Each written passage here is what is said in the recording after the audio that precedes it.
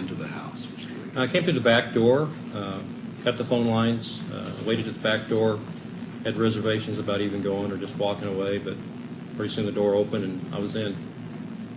All right, so the door opened, was it open for you or did something? I think one of the kids, I think the junior, or not junior, yes.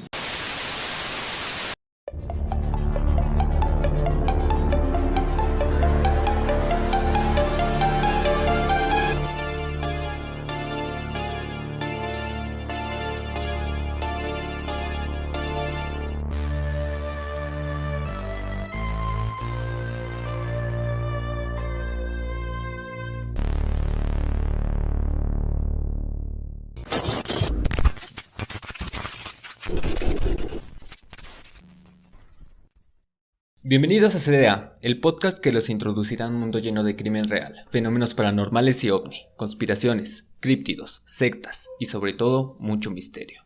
Hola a todos y sean bienvenidos al capítulo número 54 de Caballeros del Albedrío. Me presento, mi nombre es Abel y a un costado mío tengo a mi compañero de grabación, Bons. ¿Qué tal? ¿Cómo estás? Buenas noches, feliz. Gracias por preguntar, gracias por esa introducción. Otra vez maravillado con otro capítulo de aquí de Caballeros del Albedrío. Y pues, muy impactado con el tema que vamos a traer esta noche. La verdad es que es, bastante renombrado este asesino, porque vamos a estar retomando el tema de asesinos esta noche. Volvemos con la sangre, señores. Volvemos a ponernos en este esquema de personas violentas. Y pues, maravillado con este caso. Y pues, si no saben de quién hablo, vayan a nuestras redes sociales, búsquenos como Caballeros del Albedrío en Facebook, Twitter e Instagram, así como en nuestro grupo de Facebook que se llama Luciferianos del Albedrío. Y pues, ahí está, ¿no? Vayan a las redes sociales. Ahí vayan a buscarnos y también encuéntrenos en diversas plataformas de podcast como Spotify, iVoox, iHeartRadio, Deezer, Google Podcast y YouTube. También Amazon Music, que no se me olvide, ya estamos disponibles, vayan a seguirnos. Y por favor, ayúdenos a compartir este programa para que siga creciendo. Seguimos estando en las listas de más populares de documentales. Increíble. Gracias a ustedes. Increíble. Muchas gracias. Sí, llevamos claro, 3 semanas consecutivas y eso es importante para nosotros al menos. Hasta parece poco creíble, pero pues hasta lo hemos corroborado en diferentes dispositivos. Ahí está. Y ahí estamos. Y también vayan a seguir nuestro segundo podcast que lleva por nombre La Horrorpedia, en donde hablamos de algunas películas de la cultura terrorífica que están bastante chistosas, divertidas, chuscas, como quieran verlo. Vayan a darle una oportunidad porque está bastante bueno. Y también ya estamos apareciendo en las listas de populares de televisión, de podcast, entonces ahí está creciendo. Muchas gracias por ir a seguirnos, pero sigan ayudando a que se esparza este mensaje. Buenísimo. Y pues ahí está el agradecimiento a todos ustedes por hacer esta comunidad más grande. Y pues ustedes son los que están haciendo esto posible. Y muchísimas gracias. Muchísimas gracias por todo eso. Pues ahí está bastante buenísimo nuestro segundo programa, que es La Horrorpedia. Y pues como noticia, hemos subido recientemente un nuevo capítulo de La Horrorpedia, ya después de haber tenido un buen tiempo de inactividad, pero lo increíble de esto también es que pues ha también seguido creciendo esta comunidad de La Horrorpedia. Claro, así que vayan a checar el último episodio que grabamos, porque a partir de ahora vamos a tener un poquito más de capítulos en ese podcast para que estén al pendiente y sobre todo vayan a suscribirse. Pero bueno, creo que ya es momento de que entremos de nuevo con estos temas de asesinos. Por eso ya cambiamos la ambientación de este estudio. Ya se quitó lo espacial, lo cósmico. Es momento de que regresemos al tinte rojo de la sangre. A lo violento que es la sociedad. A la violencia, señores, claro que sí. Y claro, no estamos incitando a que lo hagan, ni mucho menos que no enaltezcan, porque son casos de crimen real bastante crudos, bastante fuertes. Y que la neta no es para que repliquen estos actos, sino más bien para que tengan conciencia de lo que es posible que esté sucediendo en su ciudad en este momento. ¿Recuerdan esas etiquetas de no lo haga sin la supervisión de un adulto? Pues no lo haga ni con la supervisión ni sin ella. Ni sin ella, no lo haga. No lo haga, simplemente no lo haga. No lo haga, cuate. Y para arrancar de nuevo o echar a andar la maquinaria de violencia de este podcast... Estamos de regreso de un intenso maratón y oleada ovni, y para poder tener una transición un poquito o lo más ordenada posible, pintamos de nuevo este estudio porque quise analizar una de las historias de asesinos en serie más famosos, teniendo presencia en la cultura popular desde su arresto, con una película, apariciones en la serie Mindhunter y varios documentales que le siguieron la pista a un asesino casi fantasma, que seguía un código que se basaba en las siglas BTK, que significan Bind, Torture and Kill. Y si ya se dieron una tinta o saben un poquito de esta historia, déjenme decirles que el día de hoy vamos a conocer más a profundidad el caso del tan nombrado Dennis Rader o BTK. BTK. Pues es un caso bastante crudo, es un caso bastante violento, hay muchos fetiches. Mucho. No, pues la verdad contenido es que sexual. Y es increíble la mentalidad que puede tener un sujeto que pues no tuvo digamos una etapa complicada durante toda su vida y pues bastante extraño, podría compararse con Ed Kemper, pero pues Ed Kemper tuvo un pasado bastante perturbador. Ese güey sí tenía un pasado perturbador, güey. Este vato es muy extraño, güey. Es todo un caso. Es todo un caso, güey, porque podríamos jurar que es una persona completamente normal. Y así eso como el monstruo de Atizapán, que era que los vecinos afirmaban que era una persona completamente normal, ¿no? Y eso es un pedo, güey, porque entre más normales se vean, menos vamos a dudar de ese tipo de personas y se pueden salir con la suya por muchos años como este señor, como lo dices también como el caníbal de Atizapán. ¿Cuántas décadas llevaba matando? No lo sabemos, güey. Pero pues es increíble, otro caso más en el que pues gobierna la impunidad durante mucho tiempo en un asesino que anda suelto por todos lados, infundiendo el pánico entre las calles. Claro. Es increíble, de por sí ya tenemos que vivir con la violencia de ser asaltados, pues ahora con la violencia de un asesino que te puede matar en cualquier momento, pues es peor. Solamente porque se te antojó, güey, o se le antojaste y dijo, este es el momento de asesinar a alguien. Y en cualquier momento, güey, estamos expuestos. Lo hemos analizado en muchos otros casos de asesinos seriales. Por cualquier cosa puede ser una potencial víctima, ¿no? El ser humano es la persona, el ser más frágil de este universo. Por cualquier cosita podemos desaparecer de esta existencia, sea por un asesino, sea por un asalto, sea porque caminas y te cayó un rayo en la calle porque está lloviendo.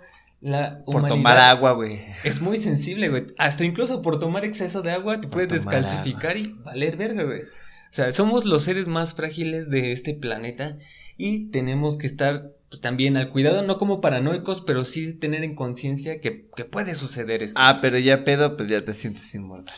Claro que sí.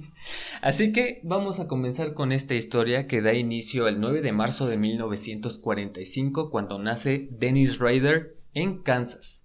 Es hijo de William y Dorothea Rader y es el primer hijo de 4 que serían bautizados por la iglesia luterana, que de hecho esta sería su religión base con la que se va a quedar hasta el final de sus días y que incluso la va a llevar muy apegada porque se va a convertir en ministro de una congregación luterana.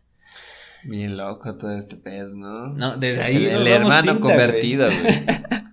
O sea, hay un pedo ahí adentro. Sea cual sea, iglesia luterana, veníamos de los nuwabianos, o sea, todos están bien tocados, güey. No, algo anda mal, pero pues era un fiel devoto. Como podrán darse cuenta, su familia y él eran muy devotos a esta iglesia. Su padre era parte de la infantería de marina de los Estados Unidos, pero la abandonó en 1948 para conseguir un trabajo en la empresa General Electric, obligando a la familia a mudarse al condado más grande de Kansas, nombrado como Wichita. Vivían en el número 4815 de Seneca, en donde permanecerían hasta los últimos días del 2005, cuando se reveló todo el caso prácticamente. Durante su proceso de crecimiento se desconocen muchas cosas, pero lo poco y lo más importante es que sabemos que fue parte de los Boy Scouts e incluso también se convirtió en un líder Boy Scout.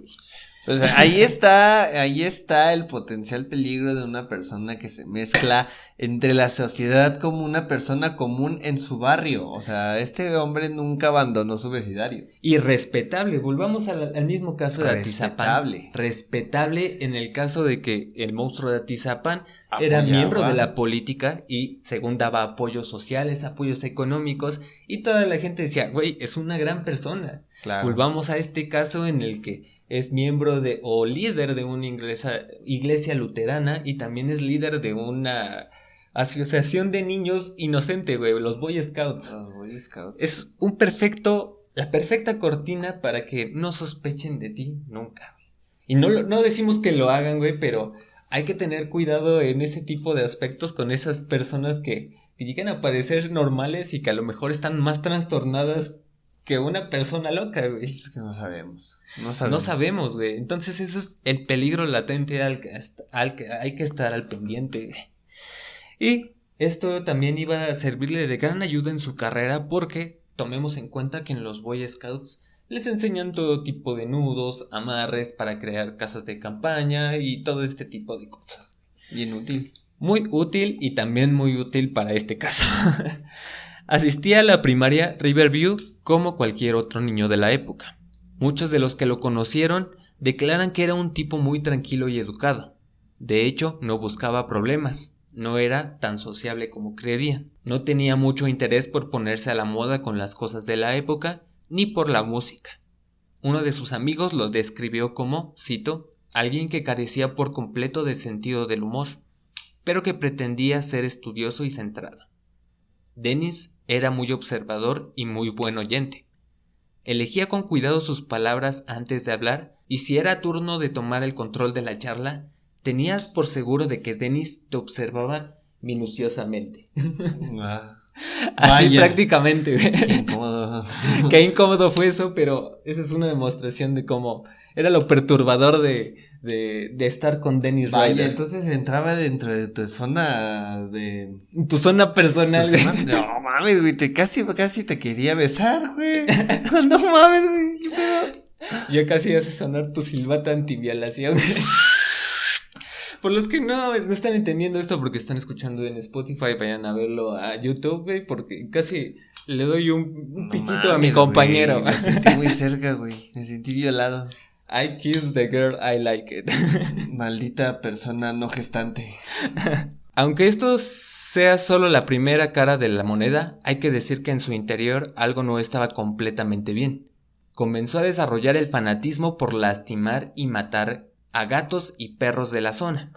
Cabe decir que esta obsesión se dio porque en el proceso en el que se va a vivir con su familia a Wichita, llegan con sus abuelos que eran dueños de diversas granjas, tenían animales, pollos, cerditos, y a los cuales tenían que sacrificar. Claro. Él era muy fanático de ir a los corrales y ver cómo su abuelo agarraba a los animales, los ahorcaba. Cabe decir que es un punto muy importante en el caso, porque los ahorcaba mientras, para matarlos o asfixiarlos, noquearlos, como quieran verlo, y después de eso los decapitaba. Claro. Entonces, él desarrolló ese placer por ver cómo amarraban a una persona, cómo al cortarle la cabeza, güey, empezaba a salpicar la sangre por todo lado, y comenzó a desarrollar esa pasión. Paradigmático, porque desde aquí comienza todo el desarrollo de este trastorno, porque él mismo lo menciona, ¿no? Cuando yo era pequeño vi a mi abuelo matar a pollos, y eso fue algo que me marcó, ¿no? Y pues también hemos traído ahí una referencia, ¿no? En la Horrorpedia, matando conejos. Destazando conejos, sí, pues es parte del proceso, ¿no? Pues imaginamos que eso vio y pues de alguna extraña manera eso le causó una conmoción, de excitación, algún grado de excitación en él que fue desarrollando como una manía hasta el grado de llevarlo con otras personas. Claro, esta obsesión fue tan profunda en él, güey, tanto se obsesionó con esta, que incluso sus fantasías sexuales llegaron a ser muy retorcidas, güey. Admitió, cuando lo fue detenido en el 2005, que desde la primaria soñaba con atar chicas y poder salirse con la suya.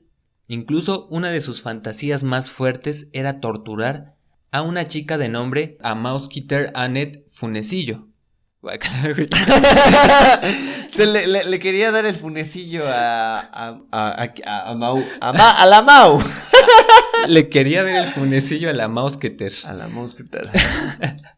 Que era una compañera de su clase con la cual tenía muchas fantasías, güey, y quería ahorcarla y quería hacerle todo. Pongámosle de apodo a Kitty, ¿no? La Kitty Mausketer. La Kitty. No. La Kitty Funecillo. La Kitty Funecillo. Años después de todo este desarrollo de personaje, digámoslo, también cabe decir que se tienen algunas declaraciones que en este proceso se hizo muy fanático de las películas del terror, güey. Y incluso adoraba las películas gore en las que asesinaban a chicas o en las que las chicas se veían en apuros. Se venían en plena película cuando las estaban estrangulando, claro que sí. Bueno, me entendieron. Claro que sí. Las películas en las que las chicas estaban en peligro eran sus favoritas. Ese era el punto. No mames, desde ahí ya vemos el grado de retorcimiento que tienes. Porque incluso esto era lo que le excitaba. Esto era su porno. Este era el porno sagrado que pues, hacía que se lee eso. Eso, exactamente. Eso. Años después logró graduarse de la secundaria Wichita Heights en el año de 1963 y después consiguió un empleo en una tienda de conveniencia, manteniéndose en el puesto hasta 1965 cuando ingresa a Kansas Wesley College, en el condado de Saline, que estaba aproximadamente a unos 170 kilómetros de la casa de sus padres. ¡Vaya! Una distancia bastante considerable, pero déjame decirte que hice ahí unos mapeos en Google Maps, pero que a veces no es lo mismo a esos años, pero actualmente podríamos decir que este condado de Wichita está aproximadamente a unas 2 horas en carro, o sea, tampoco es una distancia que digas... Pues la verdad es bastante, la verdad es que recorrer 2 horas en carro es bastante. De hecho, a la hora de recorrer un camino ya es agotador, 1 hora. Claro, pero somos chilangos, estamos aquí por algo, güey, y sabemos que nuestros trayectos cuando son bastante largos llegan a ser de 2 a 2 horas y media, güey.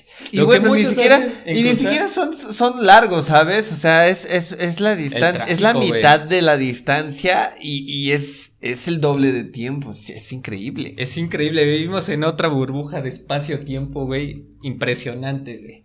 Pero básicamente podríamos equiparar esas distancias, güey, lo que uno se hace un viaje normal a la escuela, güey, este vato podría ir de su casa a la universidad sin pedos.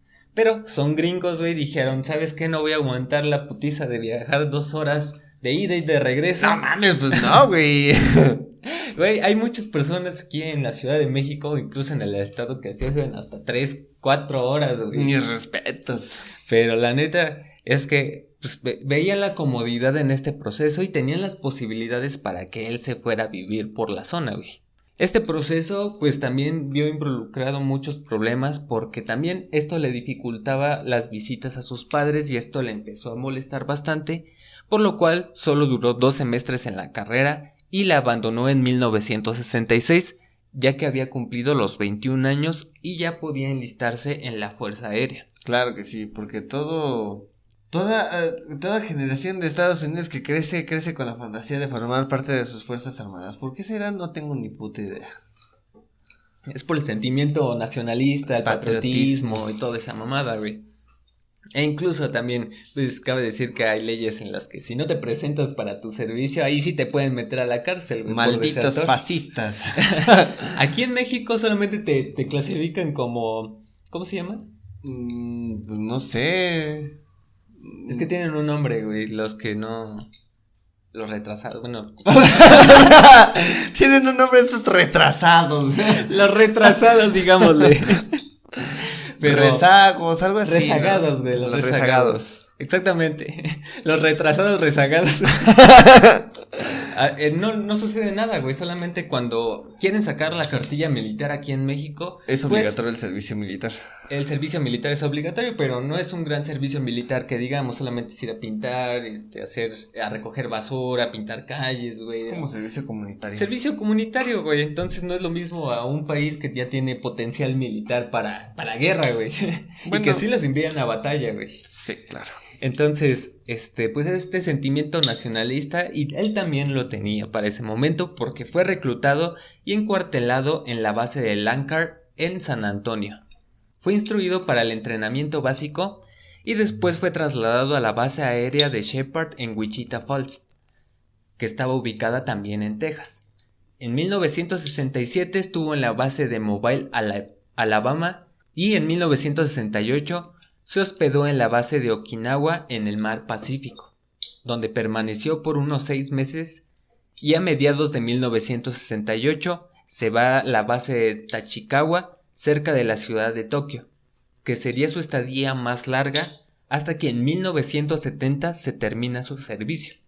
Pero más tarde, Dennis contaría que estuvo también en las bases de Corea, Grecia y Turquía, pero estos datos no pueden ser corroborados al 100%, pero sí estuvo rondando por diversas partes del mundo, como cualquier otro piloto. Increíble, increíble.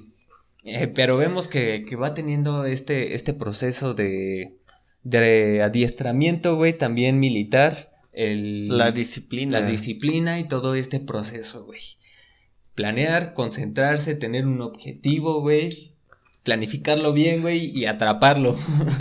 O sea, este tipo es sumamente peligroso porque ha llevado una preparación desde chico, desde los boys, ahorita en el ejército, o sea, y todo lo está enfocando hacia un fetiche, una fantasía, literalmente.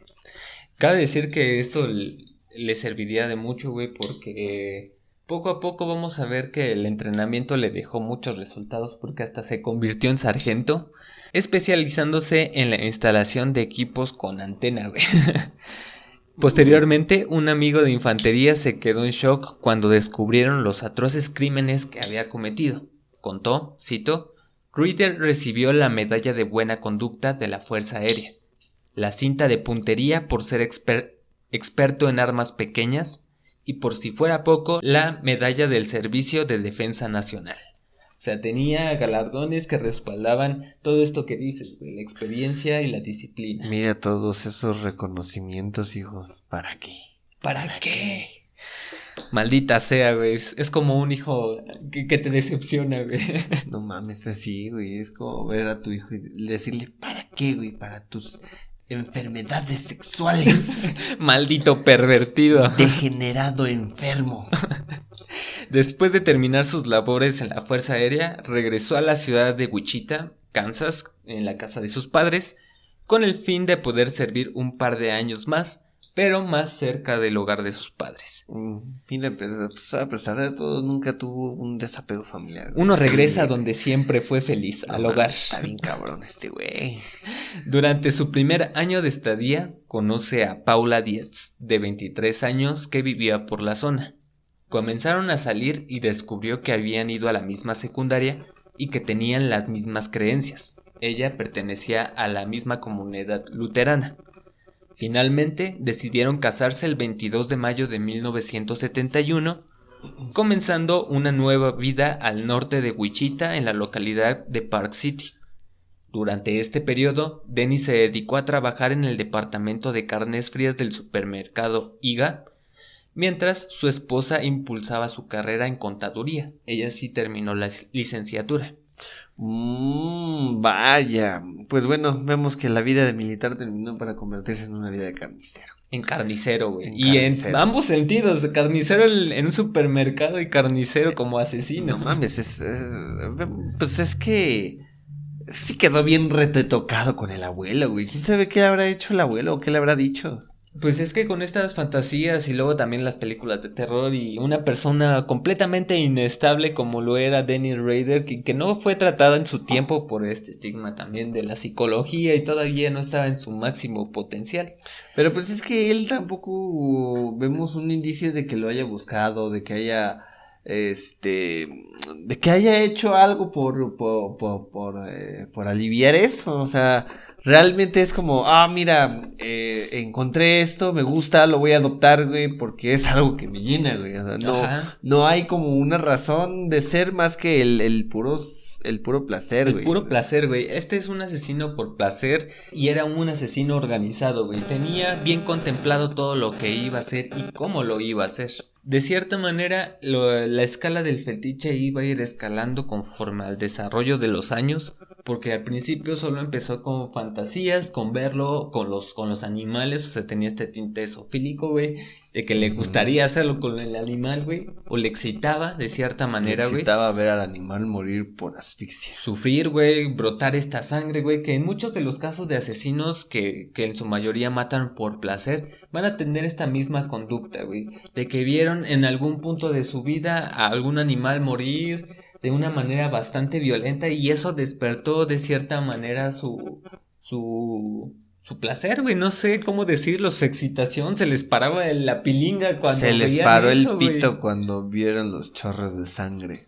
Güey, ¿Sí? y de hecho ¿Literal? ahorita creo que haciendo un recuento en mi cerebro, no estoy tan seguro, pero en el caso de El vampiro de Brooklyn, Albert Fish, también creo que teníamos un proceso en el que él vio a conejos destazarse, güey, algo así, no recuerdo bien, pero en ese caso también eso despertó su ansia por querer replicar eso, güey. De cierta manera con los niños, güey, pero en este caso va a ser con mujeres lo que va a despertar y lo que va a saciar su placer, güey, no sé. Pero bueno, ya dejando un poco atrás esta plática de asesinos en serie, güey, que de hecho ahí tenemos los capítulos totalmente disponibles para que vayan a checarlos con más a profundidad. Continuemos con esta historia, porque solamente pasó un año en aquel trabajo de carnicero, hasta que en 1972 es empleado de una fábrica de suministros para acampar de nombre Coleman, que es una de las distribuidoras de camping más grandes en todo Estados Unidos. Bueno, pues Estados Unidos también se da el lujo de acampar porque tiene grandes zonas para hacerlo. Aquí también en México, güey, cabe decir, güey, pero aquí tenemos más riesgo de que te asalten en mitad de bosque, güey, o que lleguen los narcos, güey. Pues sí, es Latinoamérica. Pero esto sería de gran ayuda porque tenía experiencia en Boy Scout y empezó a trabajar en una tienda en equipo especializado para lo que él se dedicaba, güey. Pero solamente duró unos 13 meses ahí hasta que terminó abandonándola porque estaba asistiendo a Butler Community College, donde obtuvo un título como técnico en electrónica en 1973. Ese mismo año comenzó sus estudios nocturnos en la Universidad Estatal de Wichita. Sin embargo, por su propia descripción se consideraba como un mal estudiante. No lograba obtener notas más altas a C- y D, que aquí en México sería igual al 6 y 7. Solo para equiparar, ¿no? Equiparando más o menos para que se den una tinta de qué notas sacaba nuestro querido Dennis Rader. Pues bastante extraño, ¿no? No era el ejemplar, pero pues hizo cosas ejemplares. Hizo cosas bastante retorcidas, muy incapaces de hacer, pero las hizo. Tenía muy malas notas, pero lo logró en lo que se especializó realmente, que era ser Boy Scout, güey. ¿Sí? Él creía que tenía una discapacidad de aprendizaje, ya que tenía una gramática muy mala y por la cual también sería vinculado o sospecharían algunos de sus familiares que él era el asesino PTK. A principios de 1974 comenzó a trabajar para una empresa de nombre Cessna, una de las mayores fabricantes de aviones en la época, pero fue suspendido al poco tiempo después de ingresar. No se conocen las razones, solamente que lo despidieron. Vaya, pues se reservan yo creo que se reservaron el porqué, ¿no? Pero pasó algo bastante fuerte para que lo corrieran de inmediato, güey. Esto provocó que Dennis le entrara una de esas depresiones que lo tiraban en la cama por días. Estaba desempleado, infeliz y con mucho tiempo de sobra, orillándolo de nueva cuenta a escapar de sus problemas a través de sus fantasías, pero con la diferencia de que en esta ocasión sí estaba dispuesto a conocer lo que se sentía estrangular a alguien hasta su muerte. Aquí ya empezó a desarrollar este problemita, digamos que el desempleo fue lo que rompió su psique para que dijera, creo que este es el momento de liberar mis frustraciones con mis mayores placeres. Pues siento que pues, si analizamos todo desde un inicio de su infancia que no tuvo, no tuvo algo que lo marcó más que ver los pollos, es porque realmente nunca tuvo un contacto con la violencia directamente, algo que lo fuera introduciendo poco a poco, sino fue un momento, de un momento a otro ver tanta violencia al asfixiar los animales, eso fue lo que en primera instancia pudo perturbarlo.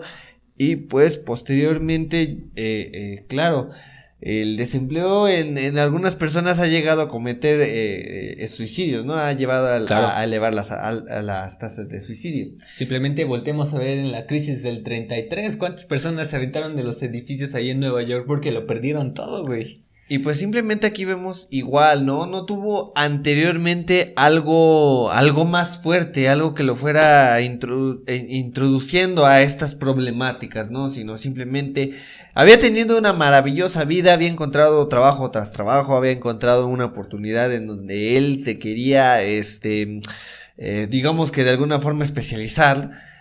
Así es. Hasta cierto punto y de un momento a otro vio cómo se le cerraron las puertas, se sintió decepcionado y pues sí, bien lo dices, es una ruptura de la psique, pero es increíble otra vez cómo lo vuelve a enfocar a su fetiche, que claro, es el de asesinar, el de ver cómo muere alguien por asfixia y decir, pues yo voy a hacer esto con otra persona porque es lo que me da placer y pues ya no me importa nada más, ¿no? Sí, claro, güey, despertó esta ansia de como lo clasificarían los criminalistas como un asesino de poder control, güey. Quería volver a controlar las cosas y una manera de volver a controlar las cosas era controlando a una persona, llevándola hasta su muerte y él decidiendo cuándo hacerlo. Algo así como le pasó a a Heisenberg aquí en Breaking Bad,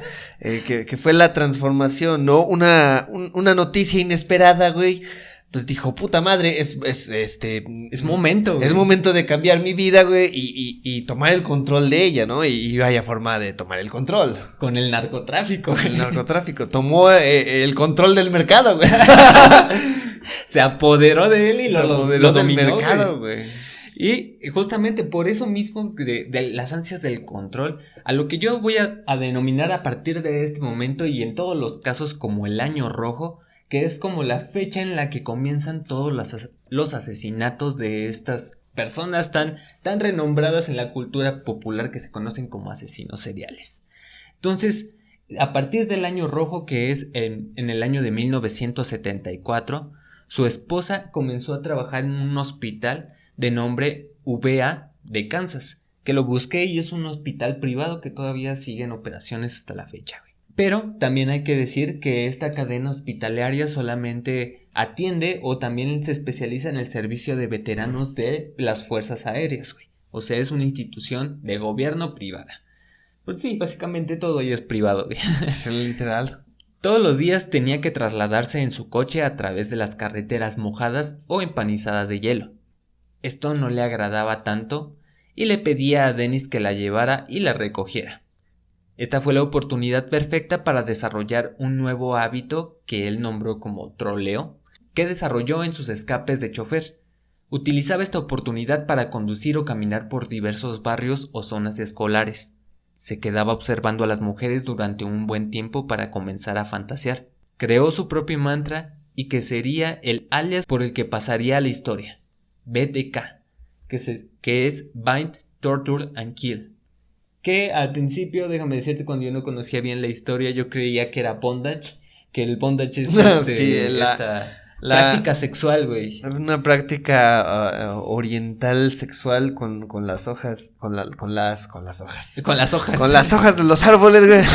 No mames, más extremo, güey. No mames, hermoso, ¿no? Se ponen las hojas en los pezones. No, con las hojas, güey, justamente porque es conocido más por precisamente cuerdas, suspender, güey, a las personas en cuerdas, ¿no? Increíble.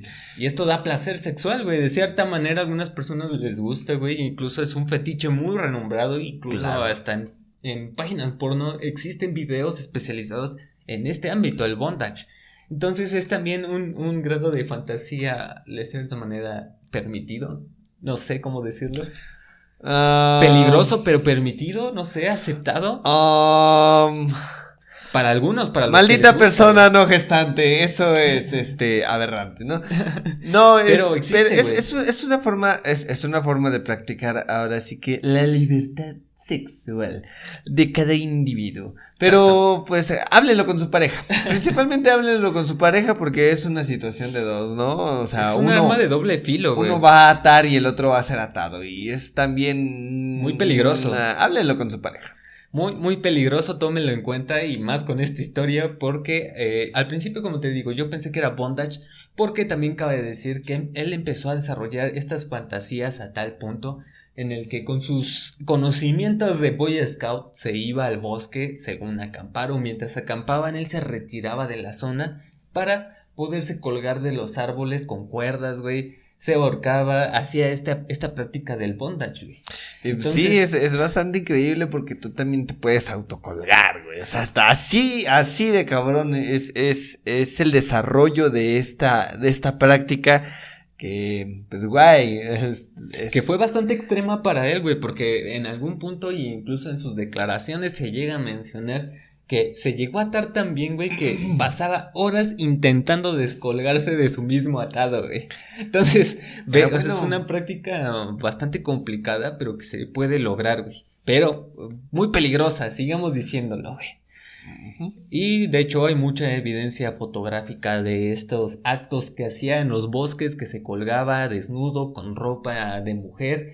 Incluso empezó a desarrollar esta manía de utilizar una máscara como de porcelana, güey, que hacía similitud a una mujer, porque eso era lo que le excitaba, ver a una mujer siendo ahorcada y cuando él se ponía esa máscara y se ahorcaba y se veía al espejo o se grababa, veía esa misma fantasía pero recreada por él. Claro, ya en este momento ya había desarrollado la manía de bien lo dices, auto lastimarse, ahorcarse y vestirse de mujer, ¿no? Practicar el travestismo. Sí, claro. Y pues lo increíble es que también tuvo la osadía o la disciplina, no sé cómo describirlo, pero pues tuvo esta intención de archivar todo lo que le sucedía, ¿no? Fotografiarlo, fotografiarse en ese momento y pues desarrollarlo, ¿no? Fantasear todavía más, aplicándoselo a él mismo y pues en algún punto pues, también dijo, güey, lo tengo que practicar con alguien más. Sí, güey, te digo, empezó a desarrollar estas fantasías en este proceso del troleo, como se le llega a conocer, o como se encuentra en las fuentes, y empezó a fantasear con estas mujeres que pasaban en los barrios escolares, con mujeres que pasaban por los barrios a sus compras. Cualquier buena oportunidad era para ponerse a fantasear porque tenía mucho tiempo libre. Y para ese tiempo una familia hispana se había mudado a la casa de la esquina de la calle Itchmore y Murdoch. Dennis casualmente pasaba por la zona cuando vio salir de la residencia a Julie Otero de 35 años de edad y a su hija Josephine de 11 años.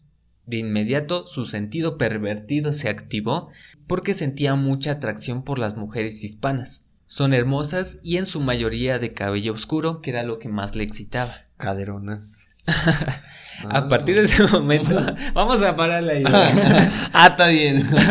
A partir de ese momento, Dennis comenzó a idear un plan. Juntó un kit de asesino, conformado por una pistola, cuerdas y varias herramientas para forzar la entrada de la casa. Después de varios días de observar cómo era la rutina y vida de la familia Otero, se encaminó a cumplir su fantasía el 15 de enero. Eran aproximadamente las 8 de la mañana cuando decidió entrar por el patio trasero. Cortó la línea telefónica para evitar alguna intromisión. Al llegar a la puerta no dudó ni un segundo en allanar la propiedad, y en instantes Dennis ya estaba al interior de la casa. Sin embargo, el señor Joe Otero de 38 años aún estaba en la residencia. Cuando quiso confrontarlo, Raider ya lo tenía apuntado con el arma. Lo obligó a que pusiera a su perro, que casualmente tampoco había identificado.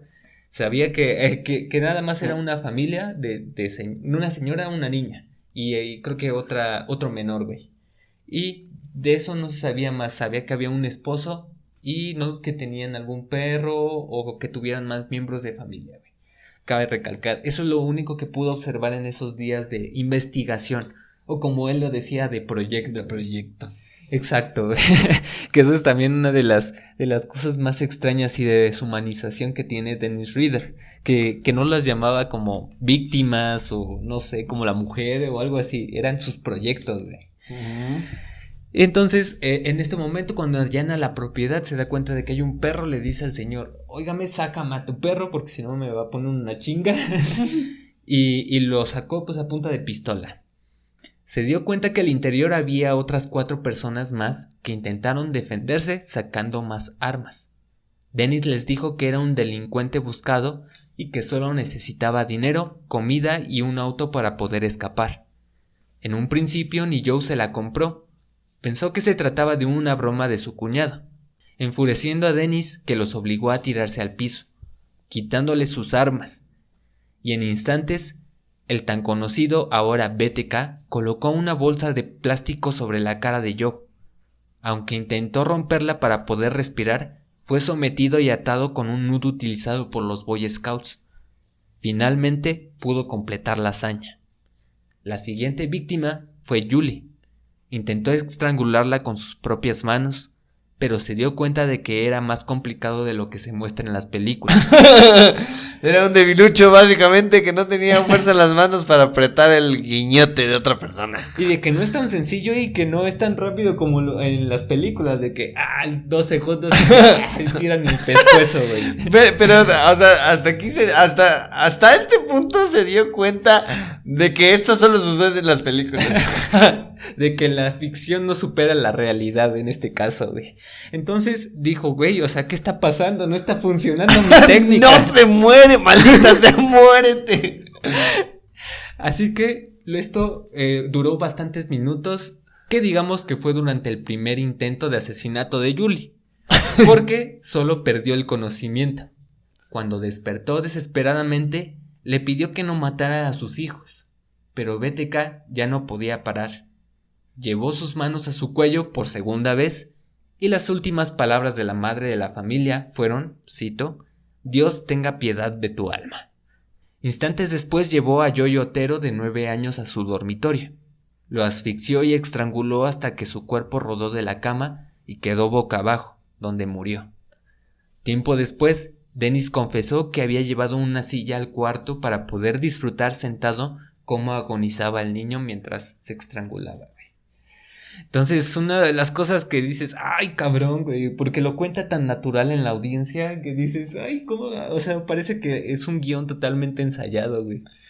Pues simplemente vemos que cómo controló toda la situación en todo momento y se dio el lujo de ir por cada víctima, darse su tiempo de estrangularla.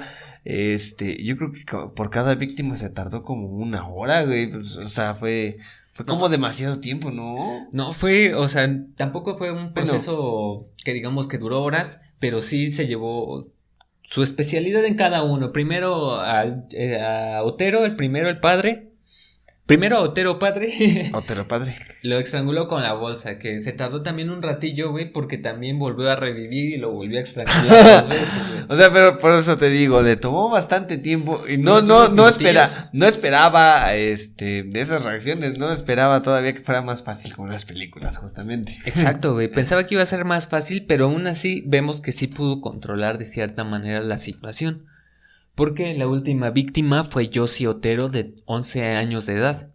Primero intentó estrangularla, pero, igual que su mamá, recobró la conciencia unos minutos después. Dennis la obligó a bajar al sótano y le solicitó una cámara de video, pero los Otero no tenían una. Enseguida, BTK colocó una cuerda sobre su cuello y la colgó de una tubería. La desnudó y comenzó a masturbarse mientras agonizaba. Se sabe que eyaculó cerca de sus piernas porque había restos de líquido en una tubería próxima donde la encontraron colgada. El pinche salpicón. La verga, güey. Tenía potencia, güey. Qué buen arma. Eso potaba. Después arregló todo el desorden que había provocado. Tomó sus cosas y salió de la casa en una camioneta Oldsmobile de los Otero. Condujo de reversa por la calle Murdoch hasta que casi choca con un auto que se aproximaba. De inmediato aceleró con dirección al supermercado más cercano de nombre Dillons. Estacionó el auto y una señora que realizaba sus compras pudo ver a Dennis salir de un auto sospechosamente. Estaba temblando descontrolado. Luego aventó las llaves al techo de Dillons y regresó caminando hasta su automóvil. Revisó todo su kit de asesino y se dio cuenta de que había perdido su cuchillo. Así que tuvo que regresar en su propio coche a la casa. Encontró su navaja tirada en el patio trasero y más tarde, de todo eso que escapó, llegaron los hijos más grandes de la familia, Charlie de 15, Daniel de 14 y Carmen de 13. Encontraron los cuerpos de su familia y fueron estos los que reportaron el crimen a las autoridades. Increíble. Te digo, no tenía muy bien estudiada la casa porque no sabía cuántos miembros eran realmente, güey. ¿No? O sea, él sabía que estaba la señora, la niña, a lo mejor el esposo y el niño chiquito, güey.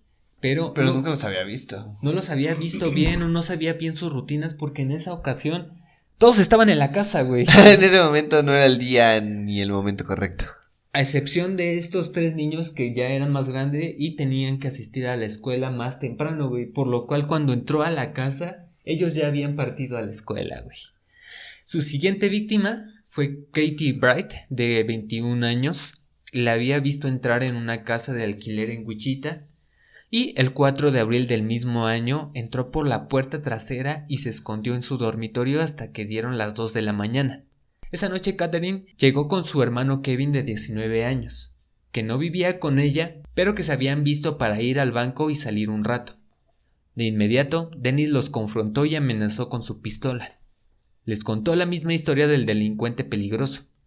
Los obligó a entrar en una habitación donde Kevin amarró a su hermana.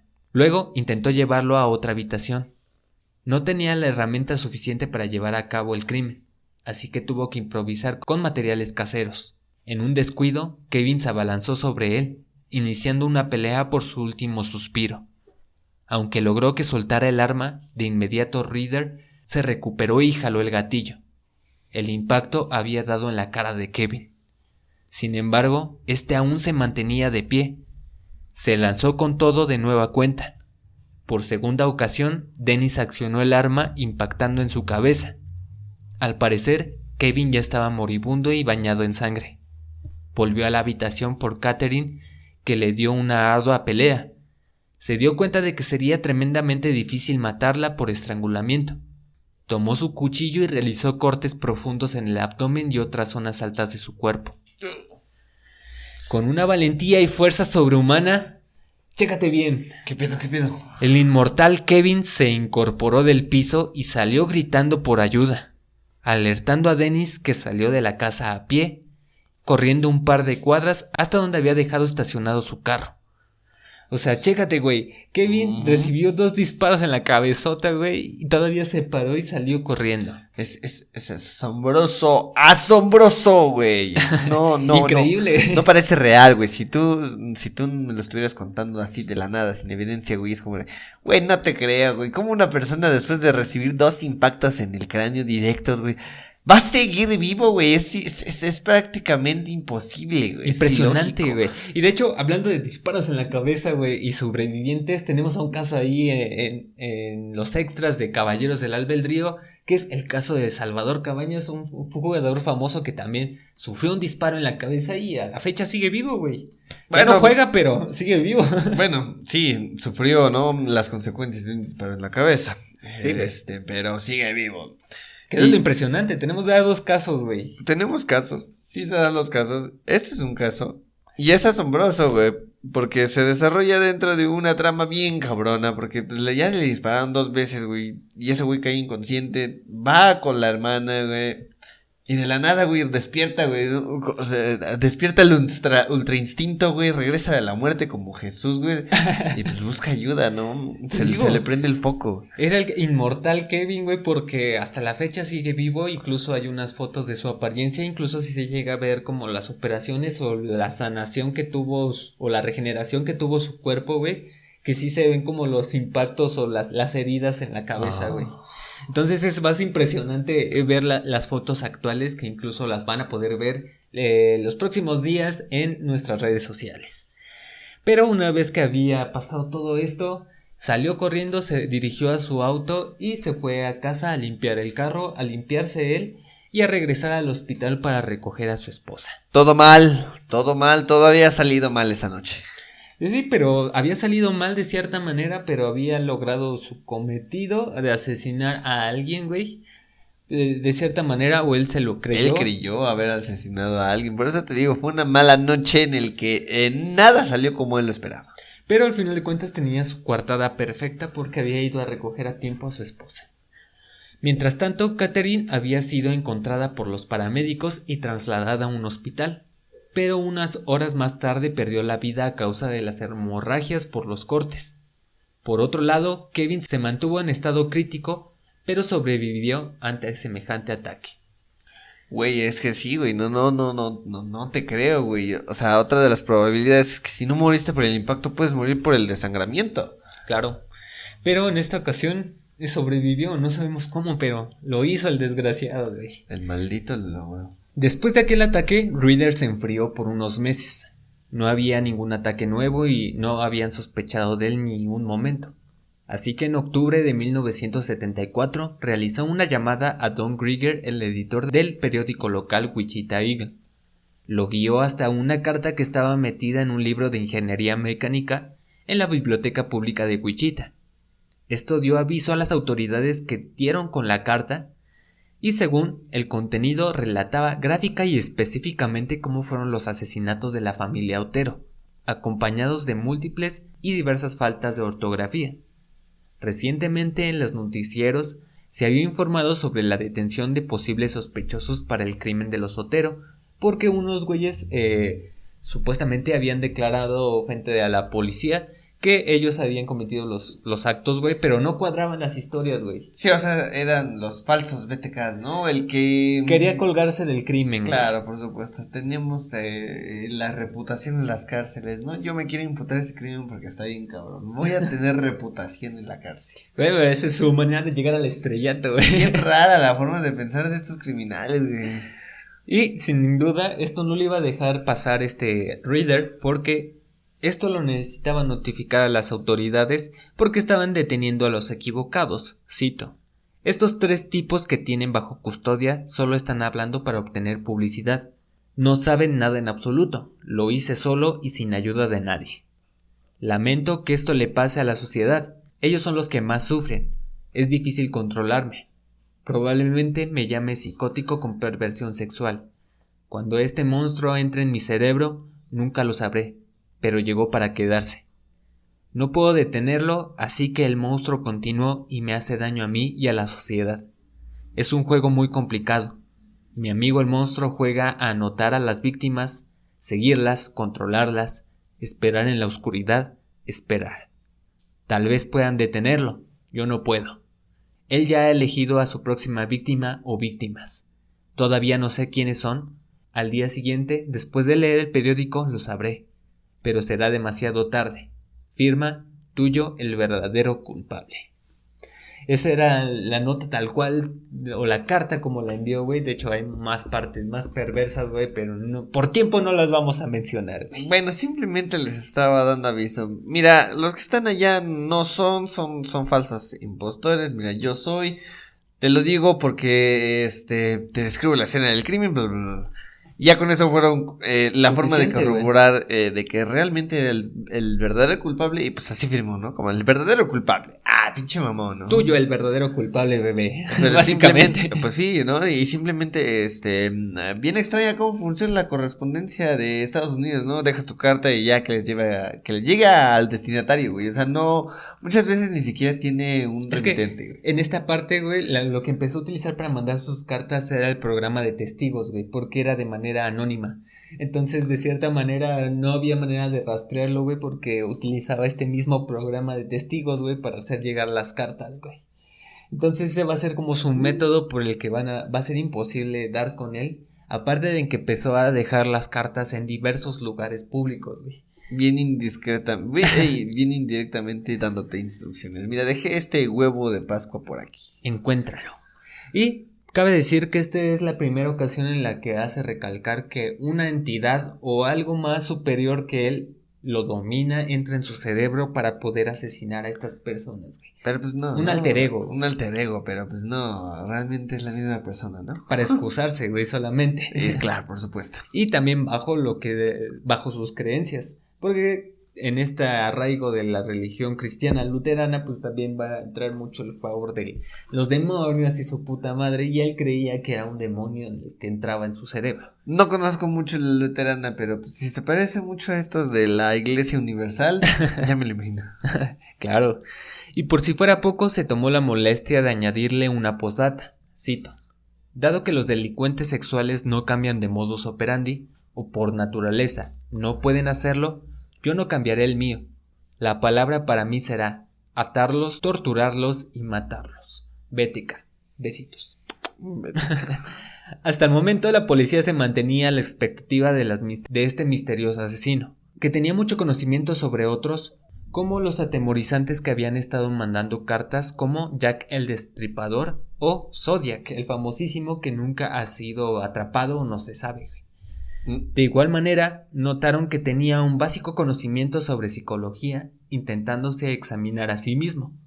Pero esto no les ayudaba mucho, ya que tampoco podían encontrar patrones consistentes con otros casos de crimen. Incluso entre el crimen de los Otero y el asesinato de Catherine, no había evidencia con la cual se pudieran conectar los casos. Dennis era bastante listo. Sabía que a partir de esa carta su identidad, al menos de sus alias, comenzarían a ser conocidos y mencionados en todos los noticieros locales. Sabía que era el momento de dejar que el monstruo lo controlara y buscar a otra víctima, y así lo hizo al menos por los siguientes 3 años. Fue el 17 de marzo de 1977 que se solicitó el apoyo policial para investigar en el número 1311 de South Hydraulic Street, y al llegar notaron que Shirley Vian, de 26 años de edad, estaba recostada sobre la cama, parcialmente desnuda y con los pies y manos atados. Tenía un saco negro en la cabeza, asfixiándola. Cuando le retiraron, notaron de inmediato marcas de cuerda parecidas a las que se habían utilizado en el caso de BTK. De inmediato el pánico se adueñó del pueblo de Wichita.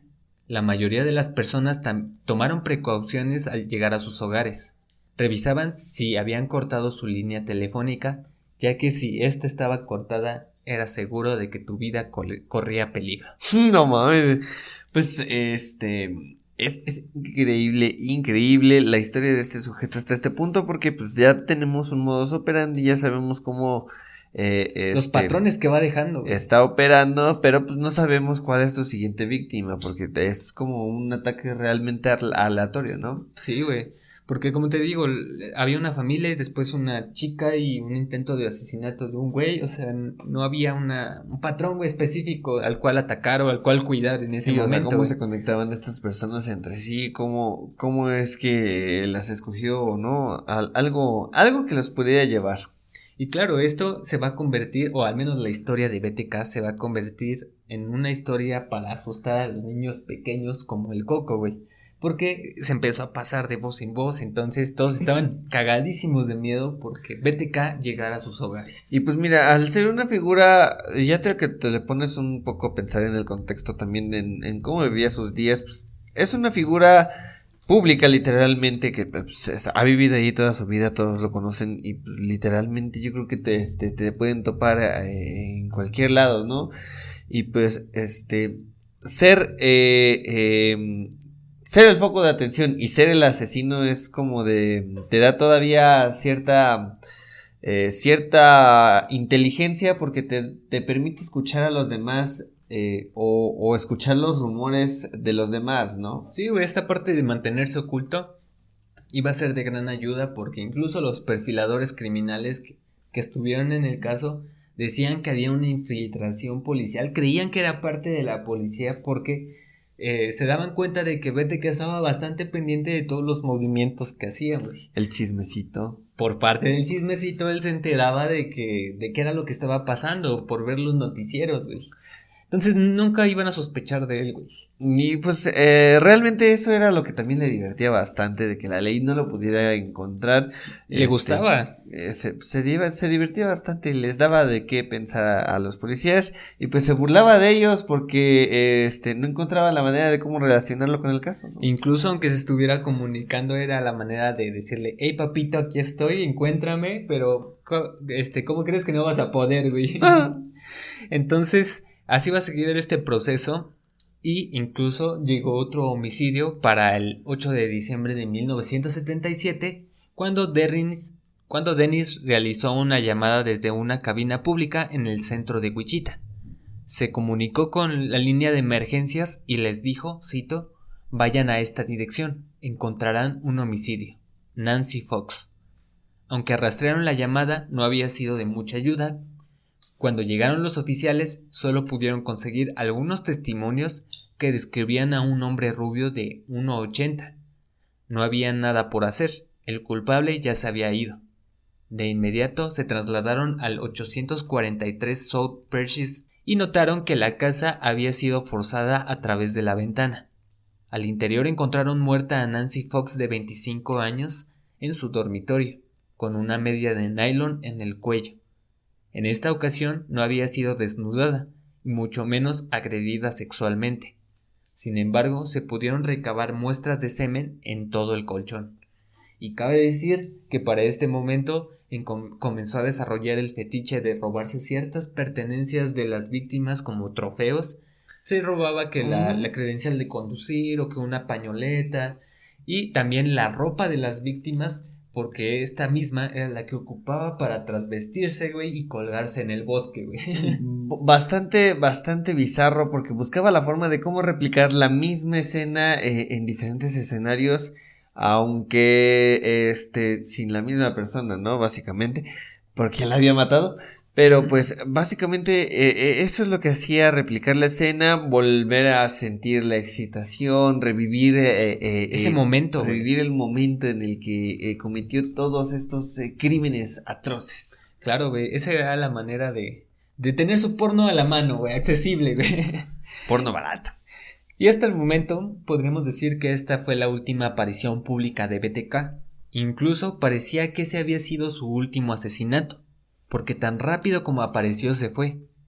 Todos en la localidad estaban asustados y tomando medidas excepcionales.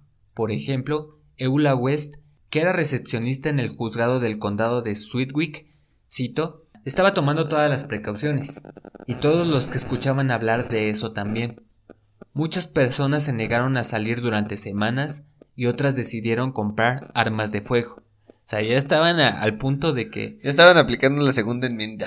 ¿Quién entre plomazo, güey? A la verga, no importa quién sea. Solo fue hasta el 31 de enero del 78 que Dennis decide enviar otra carta al periódico Wichita Eagle Beacon. El contenido describía un poema para Shirley Vian, asesinada en marzo de 1977. Es un poeta. Pero por equivocación terminó mandándola al departamento de publicidad y se terminó perdiendo por varios días. Ups. Dennis se estaba preocupando ante la falta de interés por los medios de comunicación. Así que el 10 de febrero del 78 mandó otra carta a la televisión local diciendo lo siguiente, cito, ¿a cuántos tengo que matar antes de que mi nombre aparezca en algún periódico o le den atención nacional? Además, confesó que hasta el momento había asesinado a 7 víctimas, contando a Nancy Fox como la última.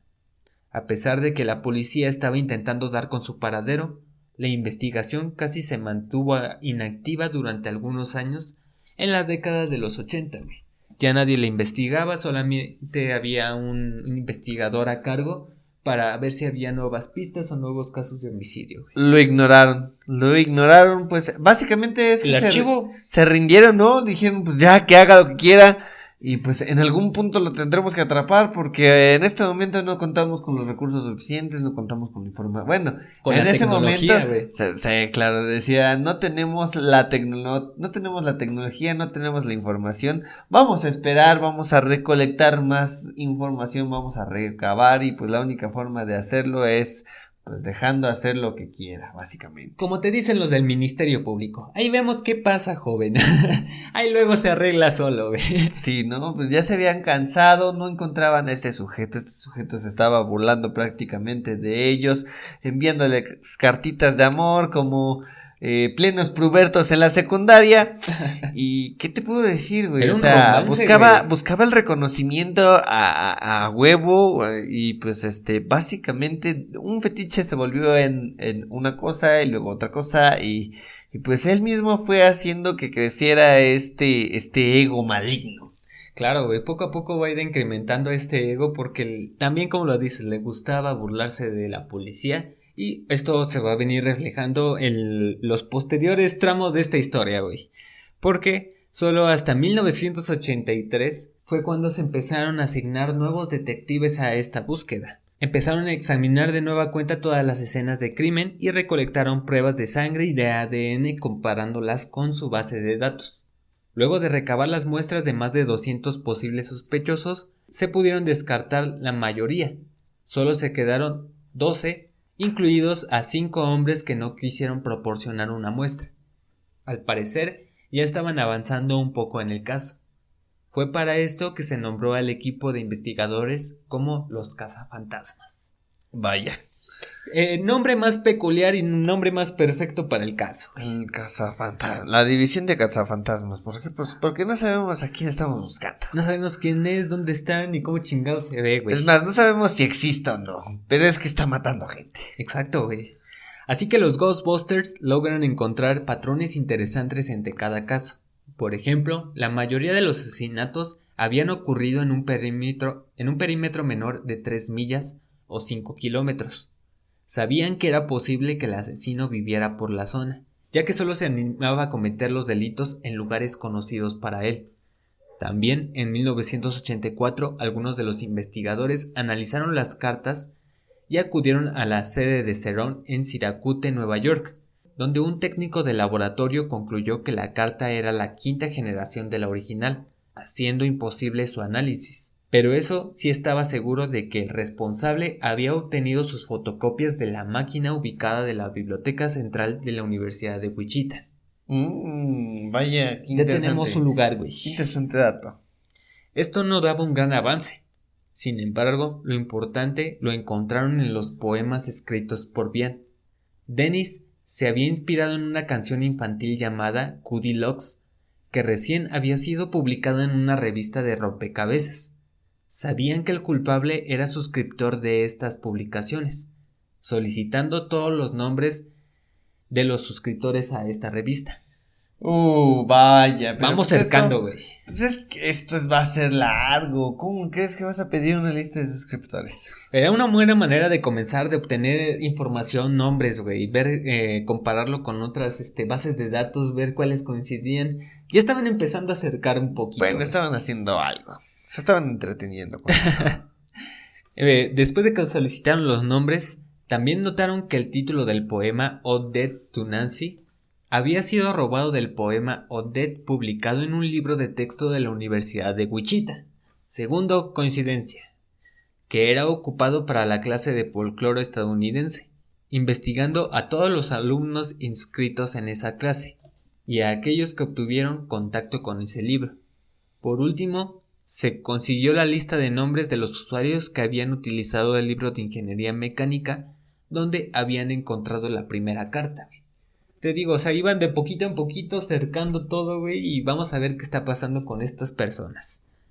Después de tener todos los datos, fueron ingresados en su computadora IBM, con la cual intentaron buscar patrones, resaltando una lista de 225 posibles sospechosos que vivían en el área y que iban a la Universidad de Wichita. Uno a uno los investigadores comenzaron a eliminar nombres de la lista. Aunque esta investigación duró 2 años, no pudieron obtener un nombre en concreto. Como lo dices, solamente se estaban distrayendo. Sí, güey, o sea, tenemos un gran registro de muchas personas en Wichita y pues no sabemos quiénes.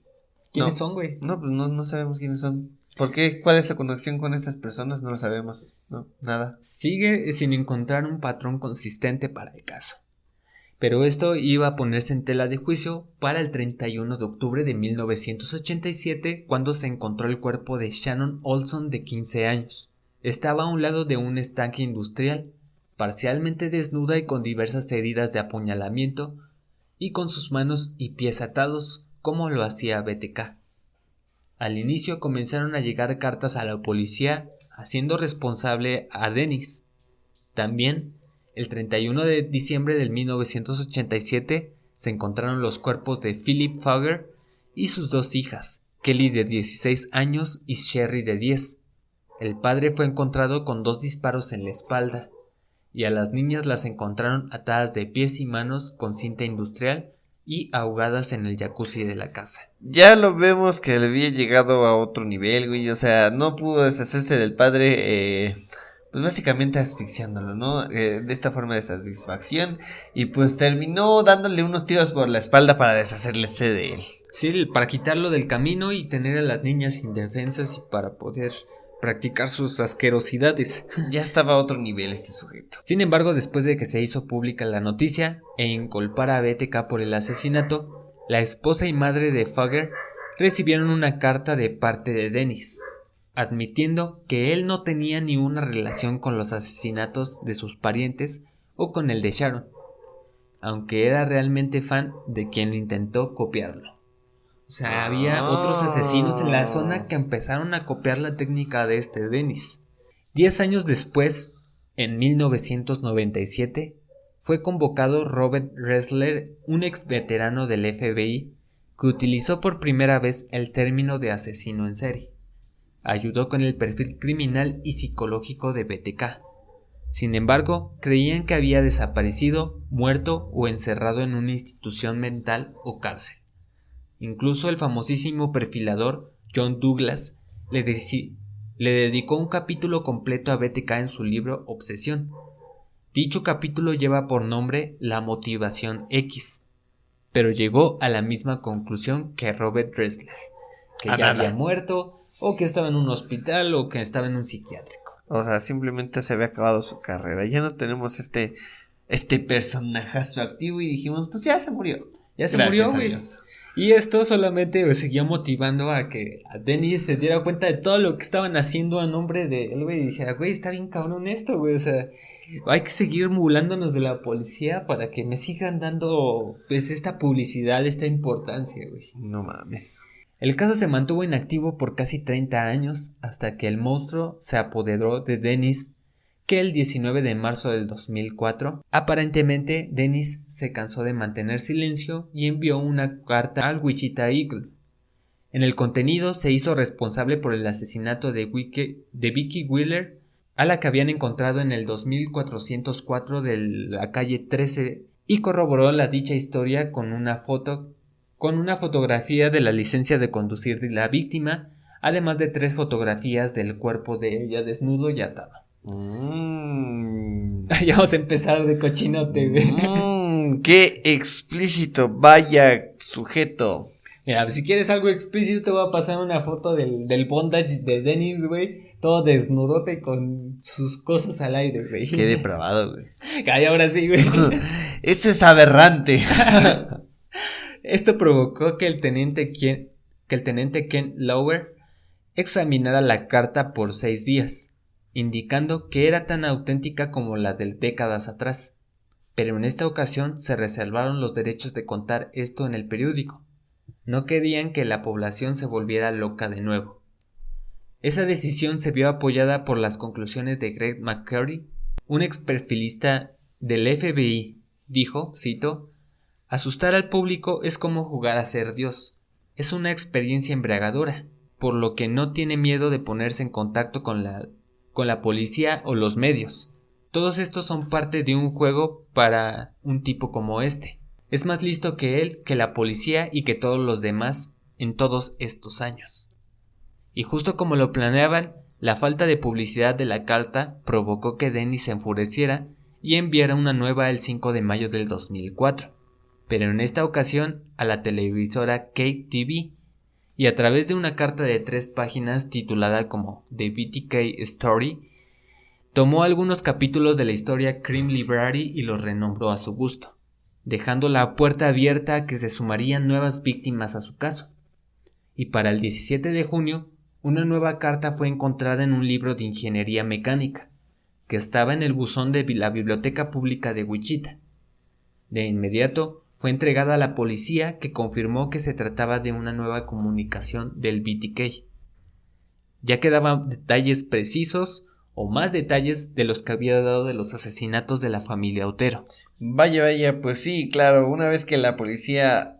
Obviamente no lo iban a publicar, yo no sé qué estaba pensando en enviarle todas estas cartas a la policía esperando a que la policía los publicara. No, si querías publicidad hay que enviarla a los medios. A los medios, simplemente, mandarla a la policía sería, bueno, en este caso fue como un suicidio, literalmente, pero pues fue una forma de mantener comunicación en primera instancia con la institución de justicia. Pues sí, de cierta manera, volvemos a lo mismo. Se seguía burlando de ellos, de no me atrapas, aquí estoy, ven a buscarme. Pero pues jamás iban a dar con él, hasta el momento. Porque así va a continuar esta comunicación entre el asesino y la policía durante varios meses. Incluso ya estaban a punto de archivar el caso y clasificarlo como sin resolver. Pero dando su último respiro de vida, se lanzó un supuesto perfil basado en todas las pistas obtenidas en las cartas. Se comenzaron a recolectar muestras de ADN de hombres de mediana edad que ya tenían en sus listas de sospechosos o que sus familias desconfiaban de ellos. Solo así pudieron recabar más de 1100 muestras que serían comparadas con los restos de piel encontrados debajo de las uñas de una de las víctimas. Y así no pudieron conseguirlo. Aún así, con tanta información... Con tanto ADN, nada, no hay nada. No, güey, porque ni Reader figuraba en sus listas de sospechosos, güey. Hasta eso. Cuando se enteró de esto, Dennis quiso encontrar respuestas desesperadamente. Restableció la comunicación con la policía. Con la policía, pero en esta ocasión Dennis se confió de más. Preguntó si existía la forma de poder rastrear a una persona por medio de un disquete. ¿Se acuerdan de estas unidades de almacenamiento cuadraditas? Pues de esas. Un disquete. Y la policía muy astutamente le dijo, no hay pedo, no hay manera de cómo encontrar una persona por ese medio, no tenemos la tecnología suficiente. Y el otro todavía bien pendejo, güey, se la cree, güey. Güey, no mames. ¿Por qué vas a confiar de la policía? Te está buscando, güey. Te está diciendo, no, güey, no te preocupes. No se puede, güey. ¿Cómo que ya es como un foco rojo, güey? Era como una de estas trampas que se ponía el coyote al correcaminos, güey. Literalmente, güey, lo vemos así. Es una descripción gráfica de, pues mira, te voy a poner una trampa, pero, pues, no es una trampa. Era el queso y mordió el cebo. No mames, güey, pero es que no te... Por algo tan absurdo es que una persona puede ser detenida por ser capturada. El más mínimo detalle, ¿no? Claro. Incluso esto fue lo sorpresivo, porque ya tenía la tecnología suficiente para aquel 2004 para poder dar con el asesino. Pinche mentalidad bien inocente de ese güey. Ah, gracias, jóvenes. No mames, güey. Puedo confiar en ustedes, tengo su palabra. Son la autoridad. Sorpresivamente, en el siguiente mensaje dejado en la correspondencia, hallaron un disquete que contenía solo un archivo fotográfico. Pero eso no era lo interesante. Rápidamente los analistas revisaron los metadatos del disco de almacenamiento y se dieron cuenta que el archivo había sido creado por un hombre llamado Dennis. Además de un enlace que apuntaba hacia una iglesia luterana ubicada en Wichita. Fue tan sencillo que buscaron en internet. Le dieron un googlazo, güey, tan fácil como Iglesia Luterana Wichita Dennis, y desplegaron toda la información de la iglesia y el nombre de Dennis Reader. Por fin, después de décadas, se tenía un nombre en concreto. Comenzaron a hacer vigilancia por la residencia de Dennis y notaron que era dueño de una camioneta Grand Cherokee de color negra, misma que había sido descrita por varios testigos cuando escapaba de las casas de sus víctimas, a pesar de tener lo suficiente para poder señalar a alguien. Así que siguieron investigando más de cerca a Reader, notaron que tenía una hija de nombre Kerry Rawson, de 26 años de edad, que asistía a la Universidad de Kansas.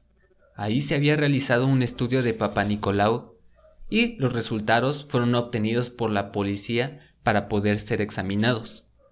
Los comprobaron con el ADN encontrado en las víctimas y sin mucha sorpresa los ADNs empataban perfectamente.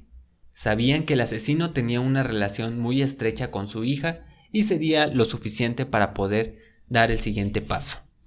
Por esta razón, Dennis Rader fue detenido el 25 de febrero del 2005 en la localidad de Park City, a muy poca distancia de su casa.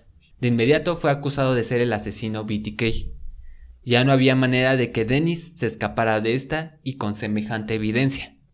Al día siguiente, el jefe de policía de Wichita, Norman Williams, anunció ante los medios que por fin, cito, BTK estaba encerrado. ¡Viva! ¡Aplausos, hurra! La policía lo hizo. Increíble.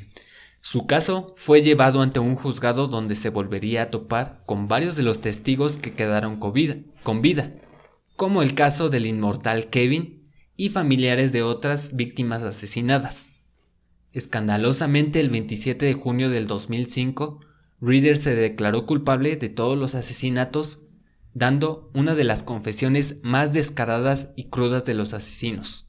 E incluso la audiencia está completita en YouTube, güey, en inglés, pero aún así, tiene un poquito de subtítulos, ahí se pueden guiar, güey, y entonces ahí están los pinches, asesinatos. Específicamente los cuenta con una naturalidad, con una expresión terrorífica, pero con eso pudieron dar el siguiente paso para poder condenarlo. Pues increíble, este sujeto ya había caído por una simple y sencilla estupidez, haberse confiado a la policía. Caer en el queso, güey, comerse el queso deliciosamente y pues literalmente lo atraparon comiéndose el queso. Y valió queso. Valió queso el pobre muchacho. Y fue hasta el 18 de agosto que los jueces pudieron deliberar y declarar como culpable a Dennis Rader, condenándolo a pasar más de 10 cadenas perpetuas, una por cada asesinato cometido, aunque tratando de llegar a la libertad condicional después de 175 años de prisión. Lógicamente, Rader nunca saldrá de la prisión y no pudieron condenarlo a la pena de muerte porque en aquel tiempo en el que se cometieron los delitos, esta ley estaba prohibida en el estado de Kansas. Sin embargo, fue restablecida en 1994, pero pues ya no entraba en la jurisdicción, güey. Y pues ya no había como de muérete, carnal. Montarle el cargo. Y de montarlo en la silla eléctrica para que le dieran unos choquecitos eléctricos. Por lo menos, ¿no? Por lo menos. Pero, pues esto causó una gran conmoción y esto podríamos decir que es el final del caso de Dennis Rader. Pero cabe decir que hay mucha controversia alrededor con la hija que acabo de mencionar, Kitty Rawson, algo así, porque ella fue la que confrontó a la policía cuando fueron a buscarlo a casa, güey. Le dijeron que sí conocía al asesino BTK y ella les dijo que sí, y después le mencionaron que su papá había sido detenido porque él era el asesino, güey. Entonces por mucho tiempo se mantuvieron escépticas ella y su mamá porque no creían que él fuera, aunque tenían sus serias sospechas, güey. Pero aún así estaban a la defensiva de que no, hasta que él se declaró culpable, pues ya no había de otra, güey. Pues sí. Entonces, por esto empezó a crear libros y a dar diversas entrevistas a diversos medios, güey, con los cuales pues también busca ganar una recompensación, algo monetario, güey, porque pues ella en realidad no tuvo nada que ver con el caso, solamente el shock y lo que vino después de que atraparon a su padre y que se descubrió que él era el asesino que había atormentado a Kansas por muchos años, güey. Increíble, pues sí, así es.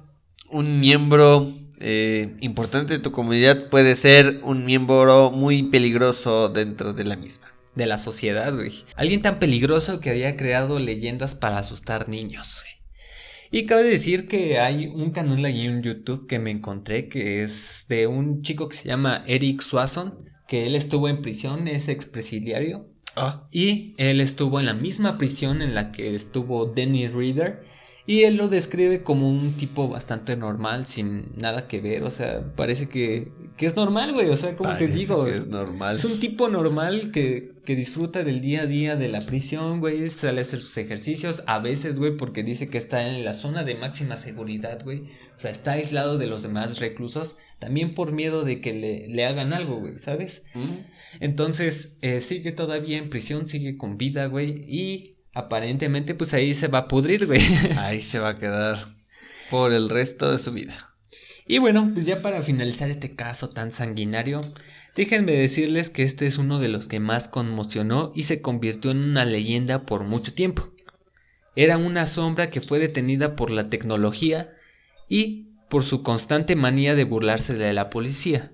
Sin embargo, esto nos hace preguntarnos si existen muchos BTKs por ahí regados en el mundo que no han sido descubiertos porque ni siquiera han dado la cara. Porque ni siquiera tienen Facebook. Pues siquiera tienen Facebook, güey, no se quieren burlar de la policía, güey, pero imagínate, ¿cuántos más BTKs hay por ahí, güey? Sí, pues simplemente hay que seguir viendo, hay que pues, echarle el ojo a las estadísticas que tiene el país en feminicidios, en homicidios, en todo lo que es asesinatos. Es increíble, no ha disminuido y pues se sigue manifestando. Claro, güey, es un problema latente, como se los decía al inicio del programa, porque no sabemos en qué momento podemos padecer enfrente de uno de estos sanguinarios sujetos. Sí, no, muchas veces de estos son por asaltos, pero muchos otros son verdaderamente por asesinos, por gente que está realmente mal de la cabeza. Así que tengan mucho cuidado, pongan doble seguro, revisen su línea telefónica si no está desconectada y si sí, llamen a la policía desde su celular. ¡Claro que sí! Ah, claro que sí, pero pues ya se chingó si tienen un bloqueador de señal, ¿no? Pero bueno, esto ha sido, yo creo, el final de este episodio que ha estado muy sanguinario, muy extraño, mucho de pistas. Y cabe decir que esto va a ser la transición más adecuada porque vamos a seguir empapándonos de sangre en los próximos episodios. Así que espero que lo hayan disfrutado y si les gustó, por favor vayan a suscribirse a todas nuestras plataformas de podcast disponibles como Spotify, iVoox, iHeartRadio, Deezer, Google Podcast, Amazon Music y YouTube. Van a encontrar todos nuestros episodios desde la primera temporada, también la Horrorpedia, para que vayan a checarlo. También vayan a nuestras redes sociales que son Facebook, Twitter e Instagram como Caballeros del Albedrío y vayan a nuestro grupo a decirnos qué tal les pareció este caso de BTK. ¿Vete quién? Pues efectivamente Dennis Rader es uno de los asesinos más icónicos que ha tenido la historia de Estados Unidos, la humanidad, porque es una persona ¿cómo se llama? Es una persona reconocida y pues al final de cuentas era un asesino bastante increíble toda su historia. Todo lo que se desencadenó, pero también es tan increíble la sencillez con la que lo platica, como si hubiera sido cualquier cosa, haber visto una gallina asesinada por su abuelo y pues replicarlo, ¿no? Verlo como algo completamente normal. Claro, pues ahí está la historia. Vayan a comentarnos qué les pareció a todas nuestras redes sociales. Pónganse en contacto con nosotros, por favor, eso nos ayuda a saber cómo va este proyecto y así como salieron comentarios en este programa, también en el de los nuguavianos, queremos saber su opinión para que sigamos enriqueciendo un poquito más este programa. Claro que sí. Pero bueno, ahí está todas nuestras redes, vayan a contactarnos, vayan a seguirnos y por el momento yo creo que no me queda nada más por decir, solamente recordarles que mi nombre ha sido Abel. Y yo he sido Bones. Y nos escuchamos en el siguiente Viernes de Misterio Sanguinario. Hasta la próxima. Bien, adiós. Bye.